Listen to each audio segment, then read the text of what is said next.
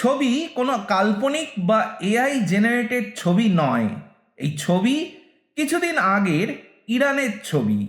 ইসরায়েলের বিমান হামলা প্রথমবারের জন্য এত বড় মাপের সাধারণ নাগরিকদের বাড়ির ওপর হামলা। আকাশ থেকে বোমা হামলা করা হয়েছে 4টে বড় তেলের ট্যাঙ্কের ওপর। আর ধ্বংসের এই ভয়ঙ্কর রহস্যময় দৃশ্য এবং ক্ষতি দেখা গেছে যা চোখে দেখা অবিশ্বাস্য। কিন্তু এই ভয়ঙ্কর দৃশ্য ছাড়াও যা আরও বেশি আতঙ্কের তা হলো এই বোমা হামলার পরের দিন যা ঘটে। বোমা হামলার সাথে সাথে এই তেল রাসায়নিক যা আকাশে ওপরে উঠে যায় তা আকাশে উঠে মেঘের সাথে মিশে যায়। পরের দিন যা ঘটে তা হলো আকাশ থেকে কালো রঙের অ্যাসিড বৃষ্টিপাত হয়।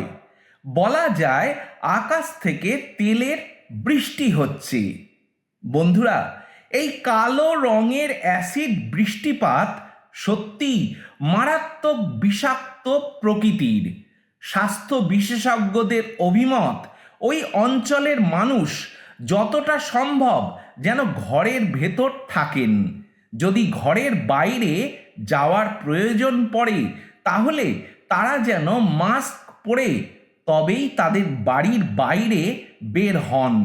ওই এলাকার মানুষ যেন তাদের খাবার উন্মুক্ত না রেখে দেন এবং লবণ জলে মাঝে মাঝে তাদের গলা গার্গেল করেন, যাতে করে নিঃশ্বাস গ্রহণের সময় যে তৈলাক্ত পদার্থ শরীরের ভেতরে ঢুকে যাচ্ছে তা গলা থেকে পরিষ্কারভাবে বেরিয়ে আসে।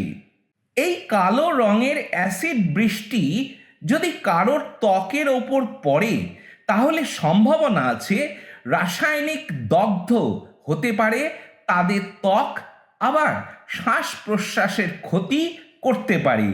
যে জায়গায় এই অ্যাসিড বৃষ্টিপাত হয়েছে সেই তেহরান শহরে 1 কোটির ওপর মানুষ বসবাস করেন।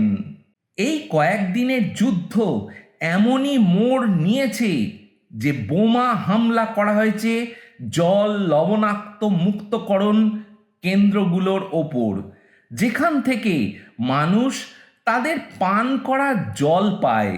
শুধুমাত্র এই নয়, বোমা নিক্ষেপিত করা হয়েছে বাহরিনের জল লবণাক্ত মুক্তকরণ কেন্দ্রগুলোর ওপরও। আসলে গালফ দেশগুলোতে বিশুদ্ধ পানীয় জলের জন্য প্রথমে জলের লবণাক্ততা মুক্তকরণ করা হয় এই কেন্দ্রগুলোতে।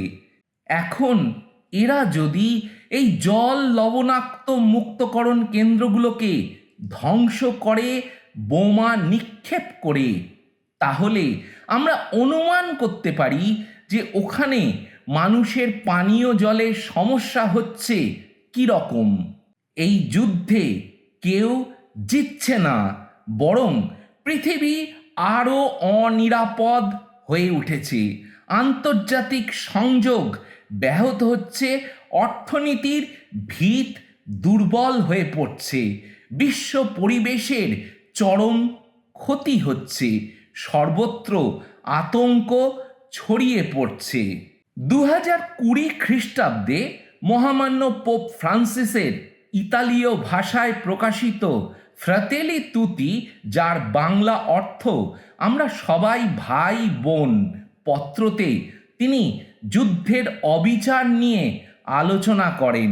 তিনি বলেন, যুদ্ধ হলো রাজনীতি ও মানবতার ব্যর্থতা। এর ক্ষতি যে কোনো সম্ভাব্য লাভের চেয়ে অনেক বেশি। তাই যুদ্ধকে আর কোনো সমাধান হিসেবে ভাবা যায় না, আর কখনো যুদ্ধ নয়। এই আহ্বান জানিয়ে তিনি বলেন, অস্ত্রের পেছনে ব্যয় করা অর্থ ক্ষুধা দূরীকরণ ও উন্নয়নের কাজে ব্যবহার করা উচিত। পুণ্যপিতা লিও চতুর্দশ একই আহ্বান জানিয়েছেন। সাম্প্রতিক এক প্রার্থনা ভাষণে তিনি বলেন, শান্তি হুমকি বা অস্ত্রের মাধ্যমে নয়, বরং যুক্তিসঙ্গত ও দায়িত্বশীল সংলাপের মাধ্যমে শান্তি অর্জিত হয়। পৃথিবীতে ঘৃণা ক্রমাগত বাড়ছে। ভারতের জাতির জনক মহাত্মা গান্ধীর কথাগুলো আজও সত্যের মতো শোনায়। চোখের বদলে চোখ নিলে পুরো পৃথিবী অন্ধ হয়ে যাবে।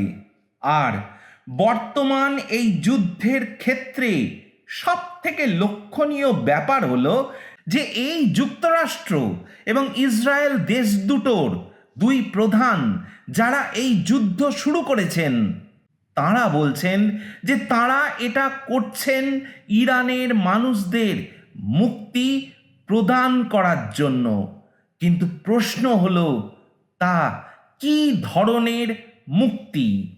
সত্যি কি এই যুদ্ধ, এই ধ্বংসলীলা মুক্তির অভিমুখে?